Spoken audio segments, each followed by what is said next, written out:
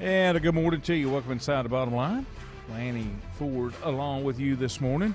Thanks for letting me be off a couple of days. Had some things had to take care of. Got out of town a day or so and had some things had to kind of take care of yesterday. But back in the saddle today, flying solo. Juju's going back to school, but we had a chance to spend some time together this morning. He'll be up next. Bill Bender also. Bill's got some schedule challenges as well, but we got him pre-recorded. So I still got plenty of good things coming on for you this morning. Of course, just to touch on a big story from yesterday, Tim Tebow gets cut from the Jags, and I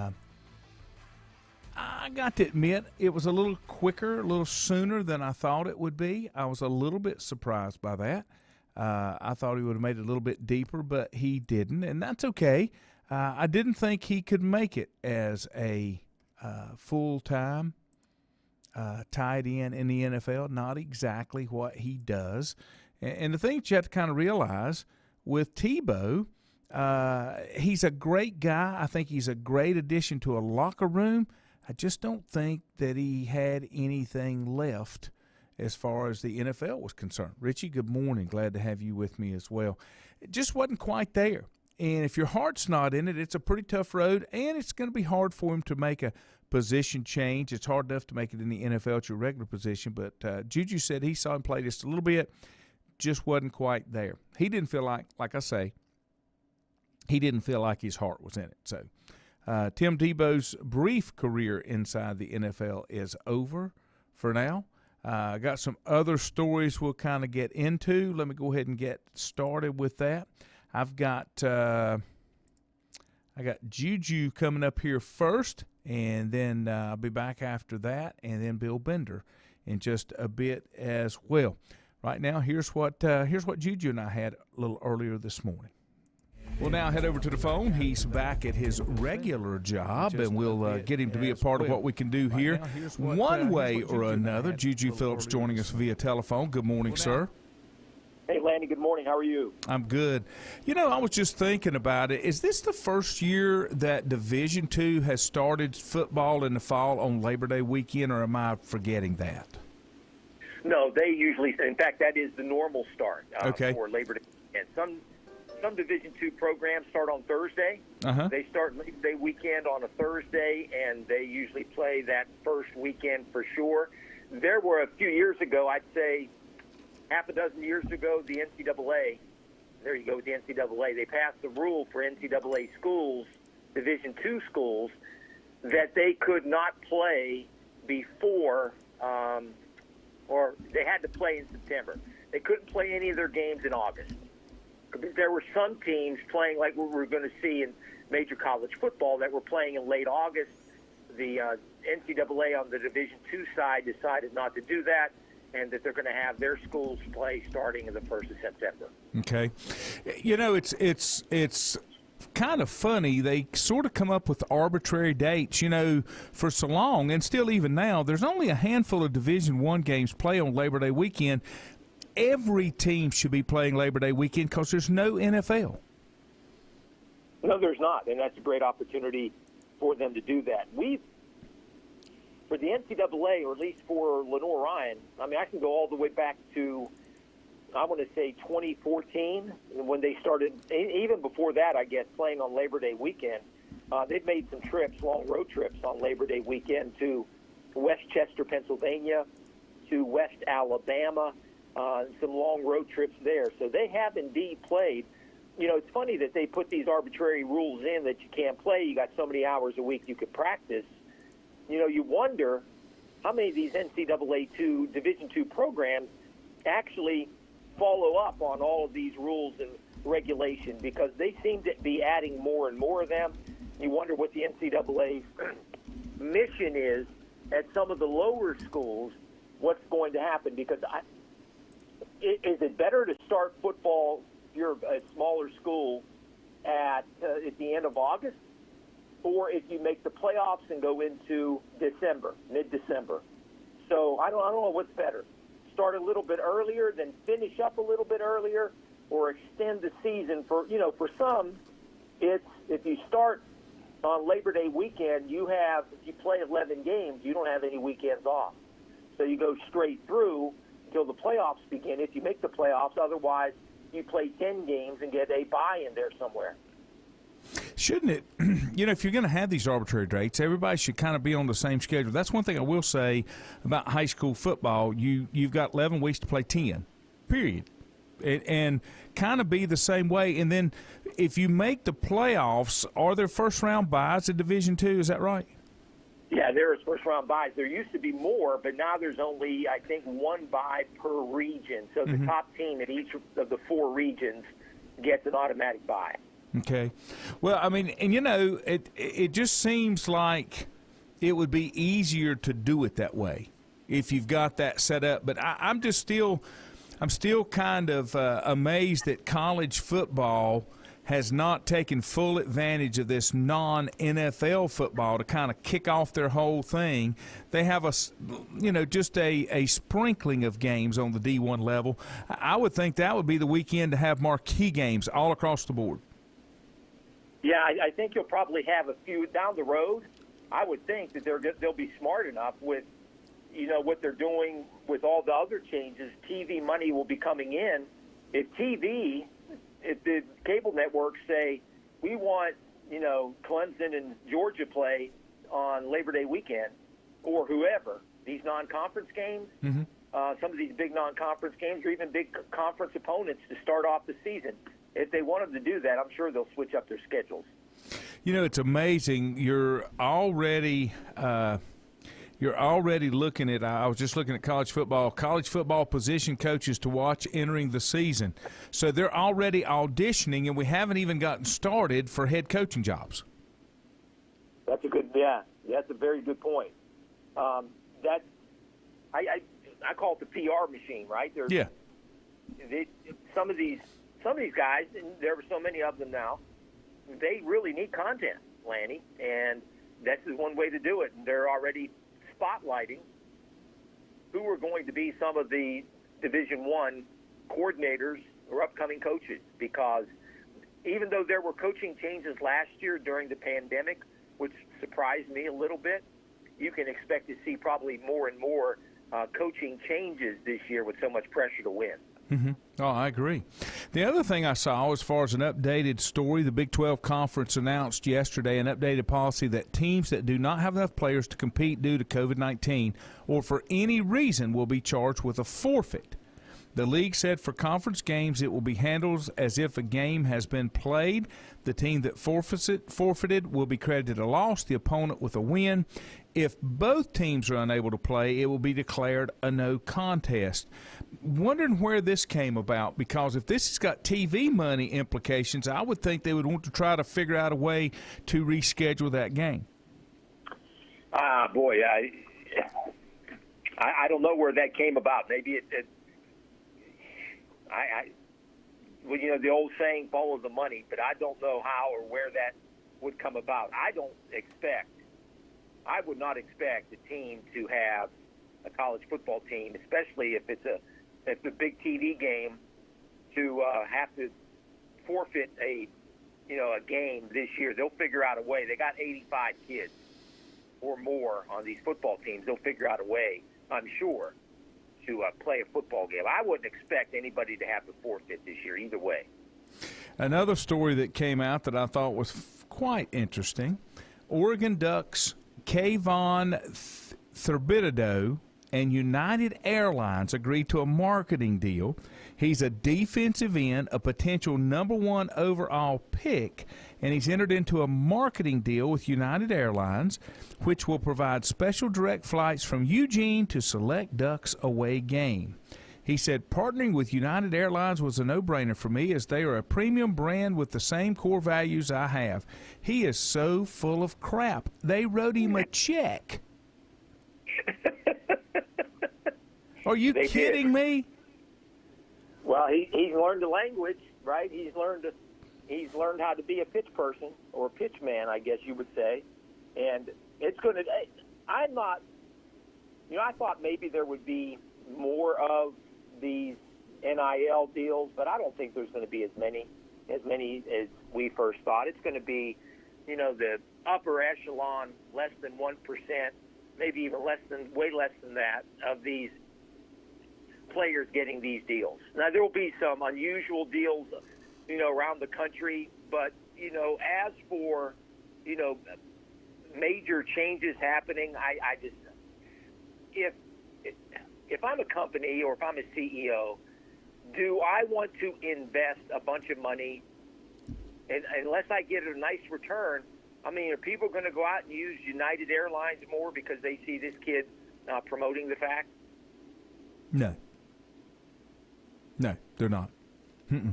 That's not the only one. This one was $400,000. Okay. He also has signed a 6-figure private memorabilia deal, and he will work with 2 other companies called Plant Fuel and Starface, which are plant-based protein and skincare companies. This kid's going to make over $1 million. That's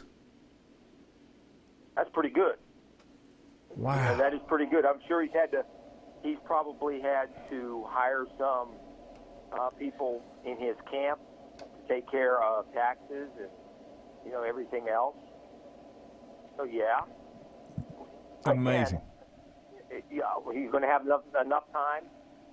I'm sure he's hired people to do that work, right? Yeah. Yeah. Oh, yeah, he's got people. There's no doubt in my mind he's got people. And then here's your weird story for the day. South Carolina didn't have to look far to find a much-needed depth at quarterback. They've added graduate assistant coach Zeb Nolan to the active roster. Yeah. Shane Beamer announced that starting quarterback Luke Doty had a sprained ankle and will be questionable. And Nolan, who most recently was Trey Lance's backup at North Dakota State, began his career at Iowa State, where he threw for 1,255 yards, 6 touchdowns, 2 picks in 9 games. He became eligible, remaining on his intent to serve as a grad assistant, and he has been working with wide receivers coach Justin Stepp. Well, I think, Lanny, that it's the same kid. He was an original commit or signee for Appalachian State. Really? He has been around. He has crisscrossed the country several times. Okay. I'm not familiar with that name. Yeah, the name strikes me. I don't know if he actually ended up on campus, but I do remember the name signing with Appalachian State. Now, I don't know if he wound up there, if he stayed there for a semester, or didn't wind up there and went somewhere else, as you say. But I believe that there was a connection there with Appalachian State at the very beginning coming out of high school for him. He's out of Watkinsville, Georgia, and he went to Iowa State for 2 seasons and North Dakota for 1, so it looks like he's got 1 year left. That's okay. Good for, yeah. But that's interesting. You got to go to the coaching ranks. Yeah, take out his, put down his clipboard and put on a helmet. Yeah, yeah. What else you got, my friend? Well, some of the local sports kicking off, with high school football, but this week volleyball got underway. I thought interesting, Lanny, that defending 2-time state champion Fred T. Ford, they won their opening match, I believe, last night, beating Maiden in straight sets. 31 straight wins now for, Meredith Lombardi's volleyball program at Fred T. Ford, and they haven't lost a match, Lanny, since October of 2019. Wow. When they lost the match to Watauga. But volleyball keeps rolling at Fred T. Ford. And speaking of rolling, how about the Braves? Rolling along now in first place. Won again last night. Won a bunch of road games. Their pitching's come about. Getting some of these guys back. Making some trades at the trade deadline. And now all of a sudden they are in first place over the Phillies. I liked it better when they were 54 with 54 to go. I mean, it only happens one time, but that was pretty neat. I just really liked that. That was. Yeah. Yeah. Hey, you were talking about a little bit about college football in Division II not playing, mentioning about TV. I noticed this the other day that, all the talk last week about that game, not Hall of Fame game, but the game that was played in Iowa for Major League Baseball in the cornfield. And it had a rating. It was the biggest rating in 16 years for a Major League Baseball game. but it wasn't even close to the rating for the Hall of Fame game. The Pittsburgh Steelers and Dallas Cowboys had third stringers playing in the Hall of Fame game. And I noticed that college football, they talk about if you have over 4 million people or 5 million people, they call that a big audience right now, Lanny. And since over the last 5 years, college football has had 189 games of over 5 million fans that have watched it on television. And that 5 million fans is about what watched that baseball game last week in the cornfield. So college football, way popular. NFL, way popular. Baseball is just kind of holding on right now. I thought it was one of the greatest baseball games I've ever seen.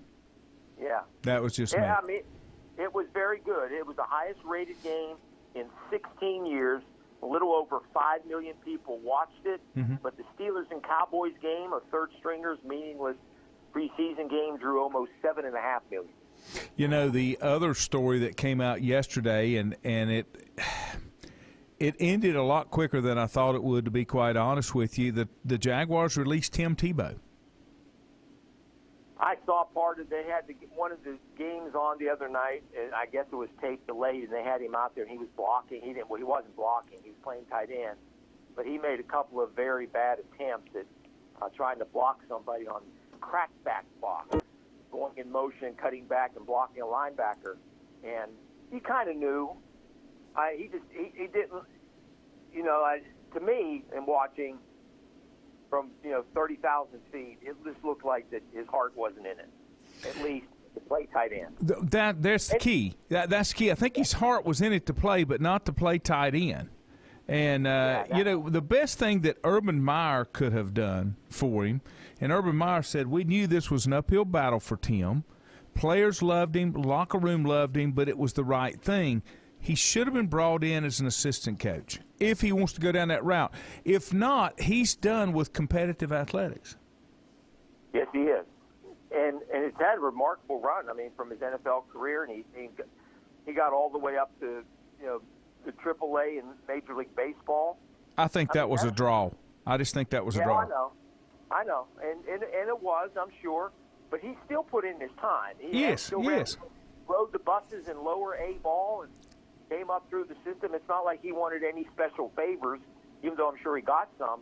But he gave a lot of those minor league places, a chance for fans to come see him play, and they can thank him for that. But he put in his time there. But I mean, he's done some remarkable things. But to come back to play competitive football at the highest level after 12 years of being away from it, you just knew it was not going to be something that would ever happen. Well, I thought Cowherd said it best yesterday. He made this statement. He said, Tim Tebow is a Saturday afternoon star, not a Sunday afternoon star. That's a good point, except for one Sunday afternoon during the playoffs. Yeah. The Steelers. But other than that, you're right. That his days as a college football immortal, I mean, he was one of the best during his time. You're right. If you do not think, and here's another thing, Juju. There's a pretty good difference between middle school to JV football. There's a sizable difference from JV to varsity football. A huge difference between high school football and major college football.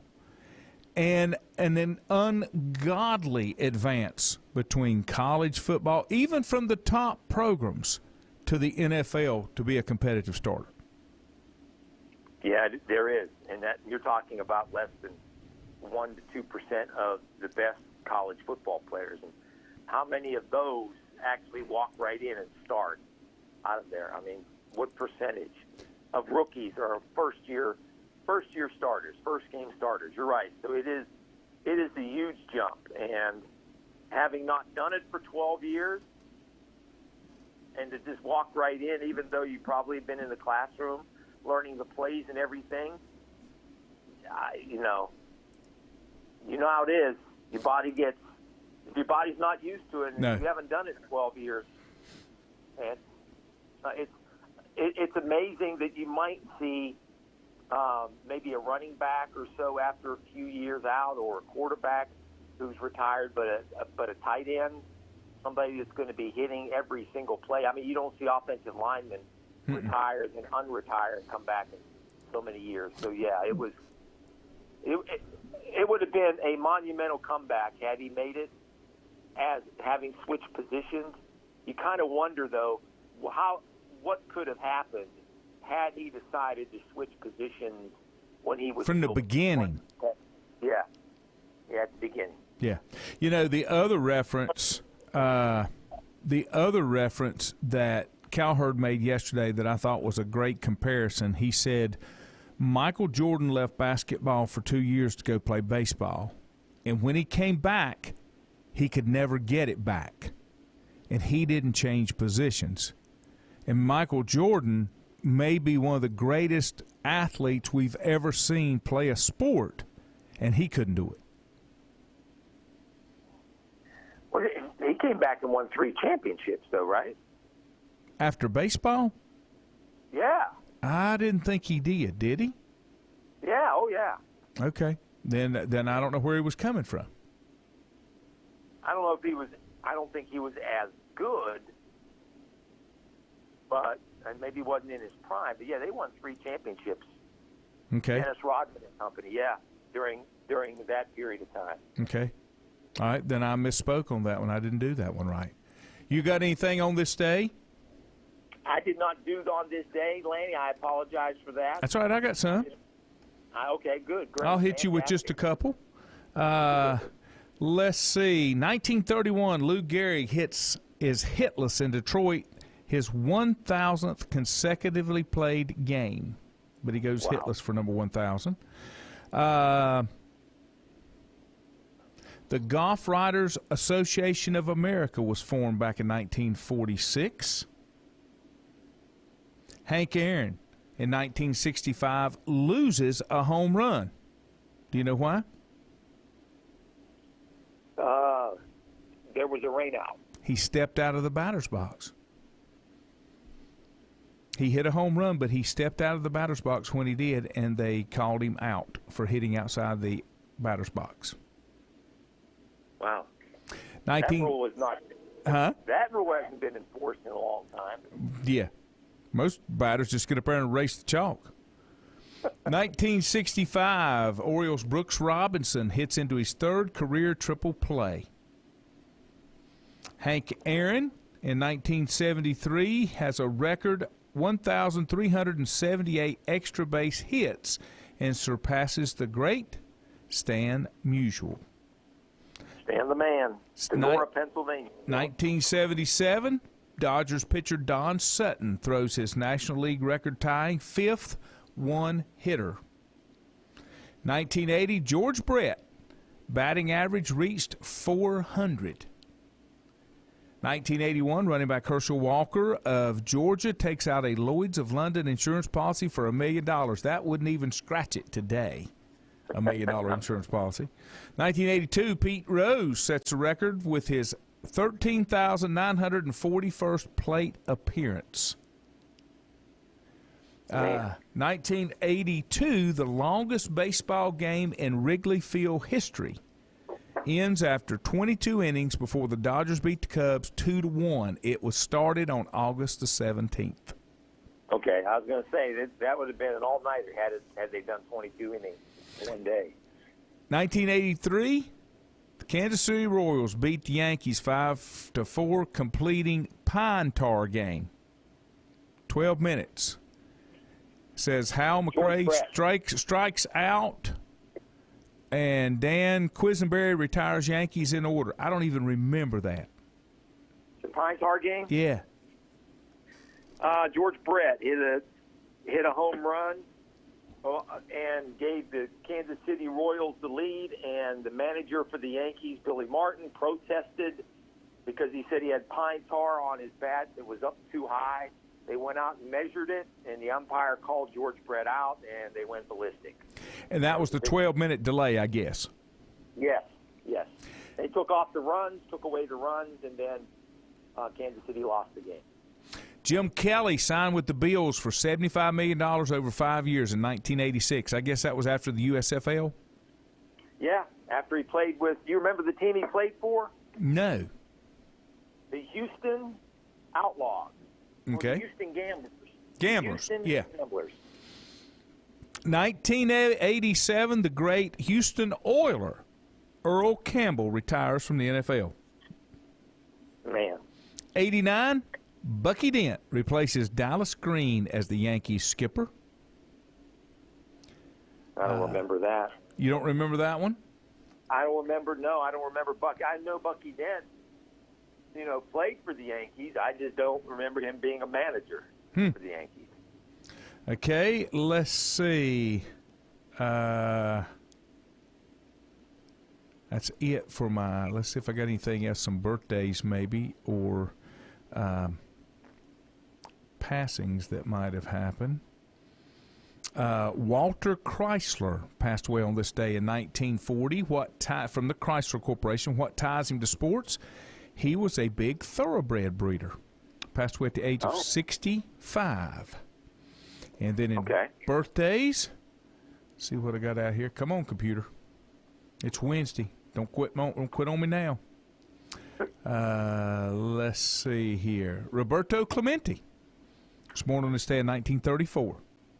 Wow, I did not know that. Yes, sir. He sure did. Matt Snell. Remember Matt Snell? Played for the Jets. He was born this day in 1941 in Garfield, Georgia. Super Bowl III. He was in Super Bowl III. Probably could have been the MVP in Super Bowl III. He had over 120-some yards rushing, even though they gave it to Joe Namath. Well, how do you not give it to Joe Namath? He guaranteed the win. But I know. He's still my hero. Let's see. Anybody else that steps out here? Jeremy Shockey, born on this day in 1980 in Former Panther. Ada, Oklahoma. I always liked Shockey. Different animal, but I like Shockey. And then with him and Olsen, when they had him and Olsen that year, both that's a pretty good team. Yeah. Especially when it was third and run to draw. I always thought that's the way you do it. All right, sir, I appreciate it. I've taken enough of your time. Hope you have a wonderful day. Off to teacher workshops, Lanny. There you go. Somebody's got to do it. You're the man. All right, man. I'll talk to you later. All right, buddy. Juju Phillips, we'll take a break and be back in a moment. If you ask around, you'll find Burke Mortuary has a reputation for excellence and commitment to value. They've built a reputation of trust for more than 35 years. Burke Mortuary is proud to offer personal attention, meaningful tributes, and the area's most affordable prices. They're also proud to offer you beautiful, state-of-the-art facilities. It's the perfect place to honor your loved one. So when choosing a funeral home, the choice is easy. Choose Burke Mortuary with locations in Maiden and Newton. Whether it's a sit-down meal or a call-in for the drive-thru, Brookwood Cafe and Catering is the answer. A variety of meats, vegetables, and desserts cooked daily, or a hot sandwich from the grill, they have what you're looking for to satisfy your taste buds. If you need catering from 5 to 500, Brookwood has you covered as well. Stop by Brookwood Cafe and Catering at 202 Providence Mill Road in Maiden. Don't forget breakfast daily till 11 a.m. Open Tuesday 6 a.m. to 2 p.m., Wednesday through Saturday 6 a.m. till 8 p.m., and Sunday from 7 a.m. to 3 p.m. Call 828-428-8944 to place your order today. First Federal Savings Bank has been serving Lincoln County since 1940. And as it has been from the beginning, customer service is a priority to First Federal Savings Bank. They want to get to know you by name. First Federal Savings Bank has the convenience, the products, and the services that the larger banks have, but with hometown people that you see throughout your community. Stop in and visit one of their 4 convenient locations and see what First Federal Savings Bank has to offer you. Member FDIC, an equal housing lender. Times convenience stores are more than convenient. They're your neighborhood store, your store. With locations in Lincoln, Catawba, Gaston, Iredell, and Mecklenburg counties, there's one near you. Times convenience stores have the right items at the right price, from snacks, cold drinks, and light meals from the grill, and there's always a special to save you time and money. Times has what you need. Times convenience stores, there's one near you. Regardless of where you're going, there's one on your way. Remember, there's always time to stop by Times. Covenant Church began as a vision of just over 100 people in 1984. Since then, Covenant Church has grown and currently located at 2168 Gastonia Highway in Lincoln. The Sunday schedule includes early morning worship at 8:30, Sunday school at 9:45, and morning worship at 10:45. Their ministries extend beyond Sunday. Visit their website at www.covenantchurch.church to see all they have to offer, and better yet, stop by and see for yourself. Covenant Church may be just what you're looking for a new church home. In the best of times, no one is more deserving of every opportunity, encouragement, and support than the youth in our communities. Parents, teachers, coaches, and sponsors struggle to stretch their budgets to continue help. Communities need a team effort. Times Oil Corporation, a longtime member of the community, established the Times Educational Alliance Mission, or Team Foundation. Since 2011, over $125,000 in grants have been donated in the community. Times Oil and the Team Foundation are proud to be community partners. Untangling your headphones, finding the right remote, saying goodbye to your favorite shirt that hasn't fit in 10 years. Why are simple things sometimes so complicated? Thankfully, with Auto Owners, insurance doesn't have to be one of them. Auto Owners works with independent agents who live in your community and answer when you call, so you can worry about more important things, like finding a new favorite shirt. That's simple human sense. Call Mooney Insurance in Maiden or East Lincoln Insurance in Denver, or visit mooneyinsurance.com. Stifel Nicholas now has an office in your community. Stifel Nicholas is a full-service organization offering a wide range of investment vehicles and services. These include money market funds, CDs, stocks, bonds, mutual funds, annuities, retirement plans, and managed accounts, to name a few. Our financial advisors will sit down with you and help you tailor an investment plan, explaining strategies and investments which may help you achieve your personal goals. Call 4Rembert today at 828-624-7300. Stifel Nicholas, member SIPC, and the New York Stock Exchange.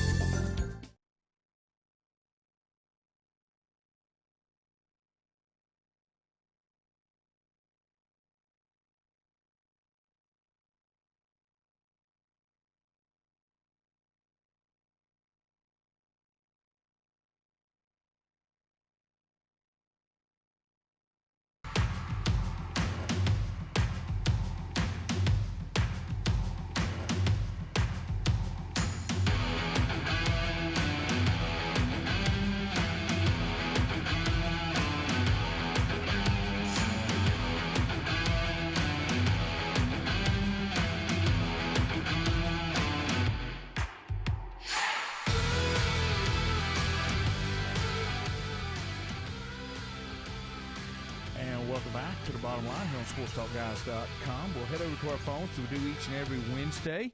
He's Bill Bender, Sporting News. Bill, thanks for joining us. Hey, thanks for having me on, Lanny. You know, the AP poll came out yesterday. Any surprises for you? This is probably, a lot of folks like to go to it as the de facto poll. Everybody's got polls, but anything jump out for you? Not really. I mean, the top 10 was pretty consensus across the board. No real surprises in the top 5. First place votes than I thought they would, but that doesn't really surprise me either, because they brought back a really talented team that should be in the hunt for the national championship. Surprised that Iowa State and Cincinnati are in the top 10? No, I mean, we had them in ours too, and they're kind of the two, along with North Carolina, that outside that top 5 are considered the playoff sleepers.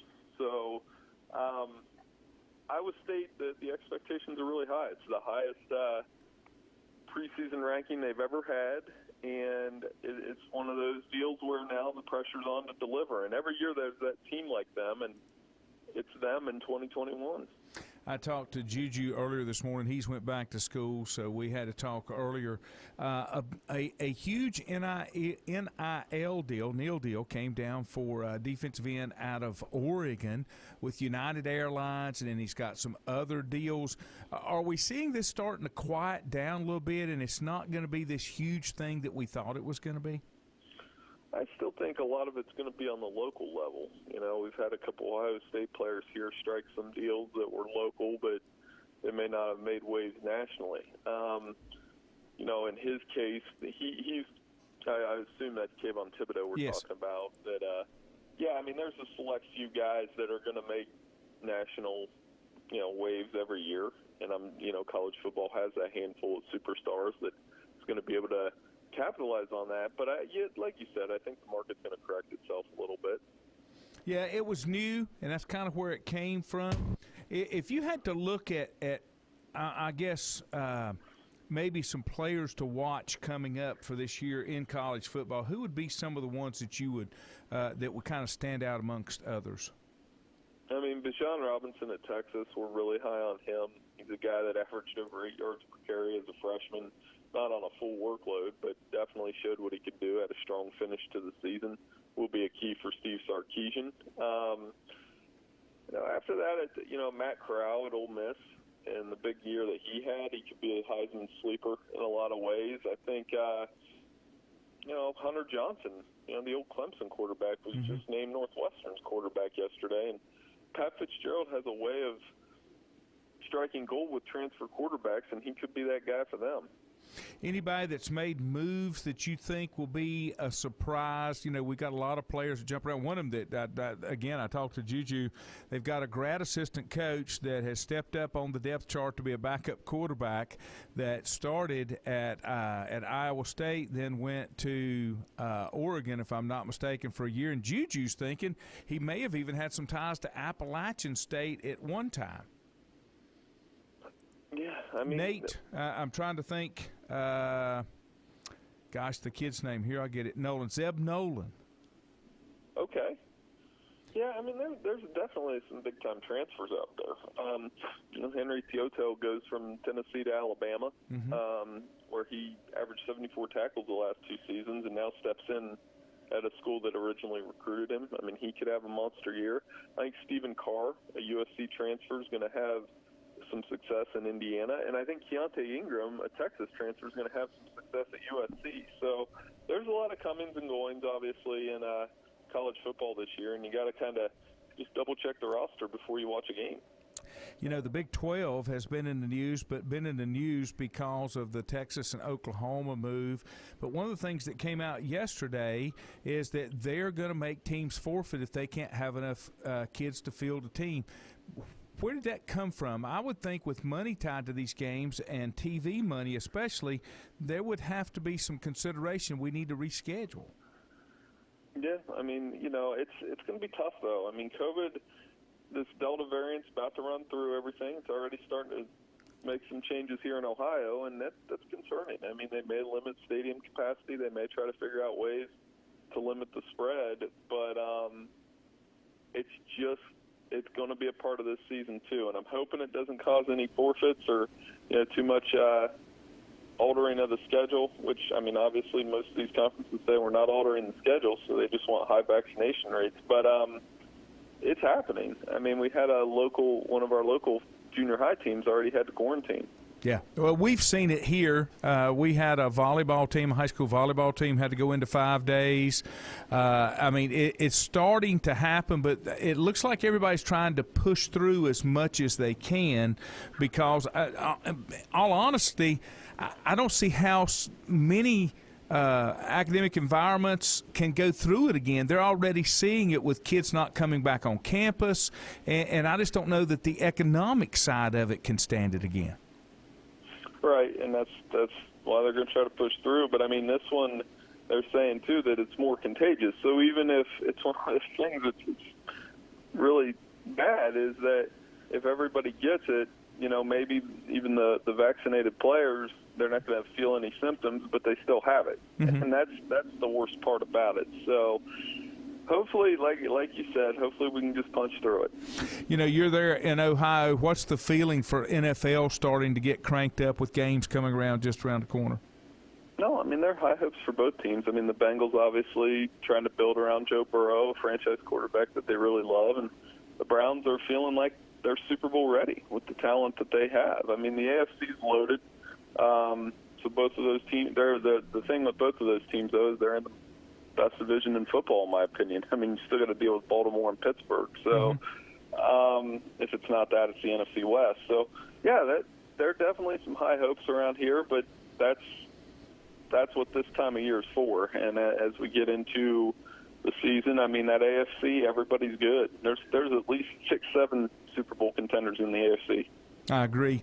One of the other stories that came out of the NFL yesterday, the Jaguars have released Tim Tebow, ending his comeback attempt at tight end. I never saw it. I think Urban Meyers would have been better to see if they could get him to the coaching staff. He is good for the locker room. He is good for the players. But I just didn't feel like he could make it from a player standpoint. But I guess maybe he needed to experience that for himself before he could make some decisions on his future career. Right, and I mean, he's such a polarizing figure, and he really shouldn't be because he's such a good guy. He's a great interview, good human being. Maybe he's not the best NFL player, and he tried, and a lot of people were mad that he got that opportunity. And I just think there are plenty of guys that get those kind of opportunities that maybe they didn't necessarily warrant. Mm-hmm. But he's a great person, one of the greatest college football players of all time, and whatever he does next, and he'll probably be in the booth, he'll probably be pretty good at. Yeah. The other story is, and this is something that happens sometimes, you've got a number 10 overall pick that gets cut from the San Francisco 49ers. Kind of early, Josh Rosen was cut. You see him getting picked up somewhere? I mean, he'll get another opportunity, too, down the line. And he's the one that was the number one recruit as a quarterback in the country, had, so much placed on him at UCLA, and it just didn't work out, and it hasn't worked out in the NFL. And it, again, it doesn't mean like that Josh Rosen's a horrible person. It just might mean that he might not be cut out to play NFL quarterback, and that's fine. I mean, he's always had a big arm, and we've always seen it, but that he'll get another chance somewhere down the line, and it'll be on him to make the most of it. How much did it affect when he went to the Cardinals? He just wasn't the fit that they were looking for. Didn't they have some coaching changes around that same time? Well, yeah. Well, then they picked up Tyler Murray after Cliff Kingsbury was hired, and that can change your career. I mean, he played a little bit as a rookie, and it's part of the NFL now. I mean, the style of quarterback has changed a little bit. Rosen still would have fit. I mean, I just think it was one of those deals where he had some ups and downs in his career in UCLA. He, had some issues with Jim Mora when they were there. Those were well publicized, and you get into the NFL and you got to be coachable. So, perhaps that's part of the reason why that he's played for so many teams in so many years. Now, was that the same draft class as Sam Darnold? I'm thinking there was a couple of quarterbacks that they looked good on paper, but they just did not pan out. That were top picks. Darnold's still got time, right? I mean, he was the one. He was definitely in the class with Baker and Lamar. So, and Josh Allen as well. That was a loaded quarterback. Might be a year ahead. Yeah, but Darnold is, it's a big year for him too. I mean, I think part of it with him and the Jets is he just first couple of years he had no skill position talent around him, and not much blocking, and then it's really tough to see what a kid can really do. So he's got a new opportunity in Carolina, and again, I still think Darnold's got the potential to be all right. Well, like I do, if you're a top pick, you're not going to have much to work with, or you wouldn't be a top pick because the team that you're going to doesn't have any talent. Right, and you look at that, and, Trevor Lawrence starting his career, and watched some of his preseason debut, and he got sacked on the first play. I know, I did too. Yeah, so, I mean, you got to be able to be creative and tough through it, and Jacksonville's a long rebuild as well. But, so, like Peyton Manning went through that early in his career, and it turned out all right. Everybody does. Bill Bender, Sporting News, as always, appreciate the time. Have a wonderful day, sir. We'll talk to you again soon. Hey, no problem. Thanks for having me on, Lenny. Thanks, Bill. We'll take a break and be back more. If you ask around, you'll find Burke Mortuary has a reputation for excellence and commitment to value. They've built a reputation of trust for more than 35 years. Burke Mortuary is proud to offer personal attention, meaningful tributes, and the area's most affordable prices. They're also proud to offer you beautiful, state-of-the-art facilities. It's the perfect place to honor your loved one. So when choosing a funeral home, the choice is easy. Choose Burke Mortuary with locations in Maiden and Newton. Whether it's a sit-down meal or a call-in for the drive-thru, Brookwood Cafe and Catering is the answer. A variety of meats, vegetables, and desserts cooked daily or a hot sandwich from the grill, they have what you're looking for to satisfy your taste buds. If you need catering from 5 to 500, Brookwood has you covered as well. Stop by Brookwood Cafe and Catering at 202 Providence Mill Road in Maiden. Don't forget breakfast daily till 11 a.m. Open Tuesday 6 a.m. to 2 p.m., Wednesday through Saturday 6 a.m. till 8 p.m., and Sunday from 7 a.m. to 3 p.m. Call 828-428-8944 to place your order today. First Federal Savings Bank has been serving Lincoln County since 1940. And as it has been from the beginning, customer service is a priority to First Federal Savings Bank. They want to get to know you by name. First Federal Savings Bank has the convenience, the products, and the services that the larger banks have, but with hometown people that you see throughout your community. Stop in and visit one of their 4 convenient locations and see what First Federal Savings Bank has to offer you. Member FDIC, an equal housing lender. Times convenience stores are more than convenient. They're your neighborhood store, your store. With locations in Lincoln, Catawba, Gaston, Iredell, and Mecklenburg counties, there's one near you. Times convenience stores have the right items at the right price, from snacks, cold drinks, and light meals from the grill, and there's always a special to save you time and money. Times has what you need. Times convenience stores, there's one near you. Regardless of where you're going, there's one on your way. Remember, there's always time to stop by Times.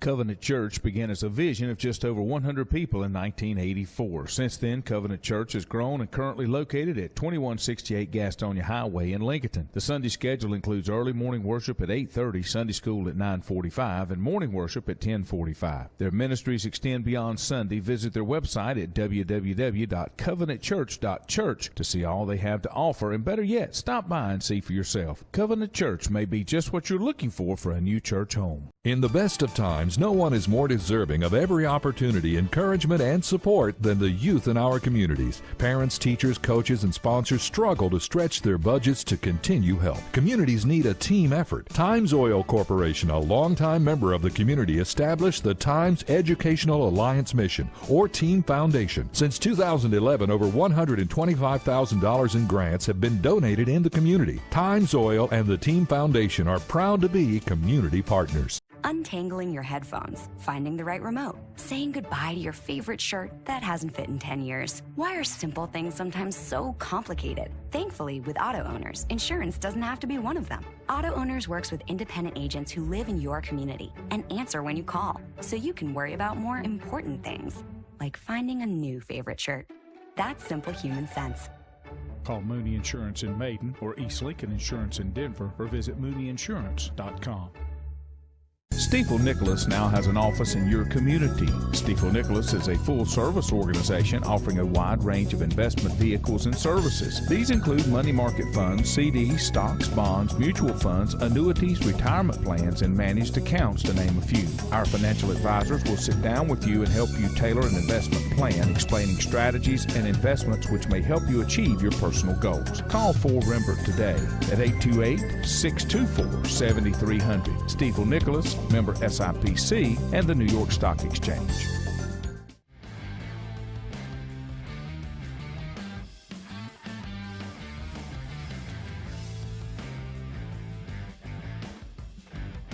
And welcome back. I'm glad to have you here on a Hump Day Wednesday. Hope you didn't have any bad weather. We were fortunate. We did not have any really bad weather. We had some rain and heard a lot of thunder and that type thing, but no storm types through here. It looked like it was a heavy line of storms. It looked like there was a heavy line of thunderstorms. I'll spit it out in a minute. I'm going to learn to talk, and I'm really going to enjoy it, I'm pretty sure. We've kind of had to hodgepodge a little bit together today to get everybody on that wanted to get on, because we had some folks traveling and back to regular things. And I think 4 should be back with me in the studio tomorrow, if I'm not mistaken. Let me shout out here just a little bit. Richie said we were pre-recorded, Richie. There's no reason I couldn't ask him. I think that is a scheduling alliance with the ACC, Big 12, and Pac-12. I think that's where they're trying to go. Sherry Drum, good morning. Richie said a lot of people's beliefs line up with a company check when they write a big enough check, and that's correct. I've honestly been just a little bit surprised that we haven't seen more of this name, image, likeness stuff, or maybe it just hasn't made the headlines. Maybe that's what I'm thinking. Bob Duckworth, good morning. He said he first saw Tebow as a high school quarterback with his team at Lenore-Ryan team camp back in the day. Richie said Jordan lost a step after baseball. It was obvious. He was still the best on the court, though. I can't debate this because I don't have enough baseball knowledge. But I've heard a lot of people talk about, when you talk about the GOAT and Jordan being the GOAT, the argument comes up that Shaq is the GOAT because he's done it with less talent than what Jordan had. Jordan was not successful till he got the right people around him. So I don't know I don't know how valid that argument is. In my mind, Jordan's still the GOAT.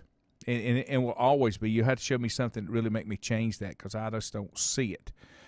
He would always be the GOAT in my eyes. Richie said, remember, George Brett charged out of the dugout. That was on that Pine Tar game we were talking about. And Bob said he could have broke Billy Martin in half that day. And you're probably right, Bob. You're probably right. We got a new feature that I think we're going to add, talking to an advertiser that's interested in maybe sponsoring a Player of the Week. And we'll either do a Player of the Week, and this is in high school football, Player of the Week, or an offensive and defensive Player of the Week. We'll do it from some stats that we'll research, but also ask the schools to submit a nominee of somebody from your team that you think would be deserving based on their performance from the previous Friday night. And kind of what the plan would be, Friday night, we would get things in for the next week. So, like, for example, we've got high school football this Friday.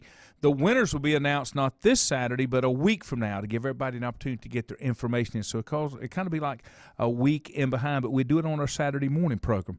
And we're trying to figure out some logistics on that, maybe a certificate or a plaque presentation, pictures on the website, those type things. So we're still working on that. Hadn't quite got all the details worked up. That just kind of came up last night.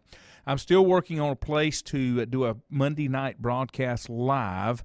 And the place that I've got in mind, I've got to kind of finalize and see if they're still open to it. And I hadn't been able to catch up with the right people, so I'm still working on that. And hopefully that will come to fruition here very, very soon. So that'll give you an opportunity, if you're local, that you may want to come out and join us on a Monday night. We're going to invite high school coaches to come out as well. And it's not breakfast with the coaches as it used to be on Saturday morning because that just doesn't quite work. But maybe, just maybe, we can replace it on a Monday night and get an opportunity to get some of these coaches out and see what we can come up with. A lot of things going on. I've got to catch up from the past 2 days, so I'm going to bug out of here just a couple of minutes early and get things started. That's one of the bad habits or bad sides of my job. When I'm not there, things that I normally do don't get done. So I always have a lot of things that I have to catch up on when I get back. Hope you have a wonderful Wednesday. Beautiful out there. Going to be hot. 90 degrees is what we're looking at for today. And so if you got stuff to get done early. Humidity is thick. It is thick out there again today. We're still in August, so keep that in mind. I'll see you back here again in the morning for Remember, it should be with me. We'll see you tomorrow for tomorrow's edition of The Bottom Line. Have a great day, everybody.